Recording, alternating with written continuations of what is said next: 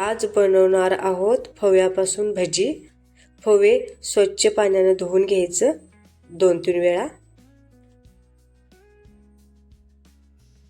थोडं पाणी घालायचं फवे भिजण्यासाठी। थोडं एक कच्चा बटाटा चिरून घेतलेला आहे। कच्चा बटाटा आणि फवे मिक्सर मधून बारीक करून घ्यायचं। जिरं, ओवा, लाल मिरची, एक आल्याचा तुकडा किसून घालायचं।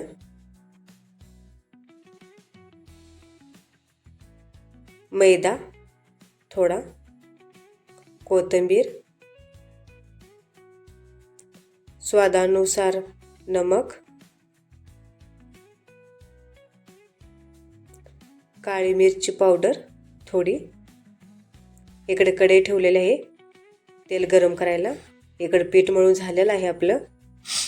तेल गरम झालेलं आहे। इकडे आपलं भजी सोडत आहे।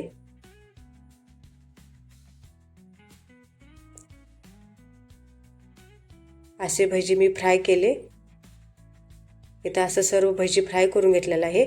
असा संपला आजचा ब्लॉग।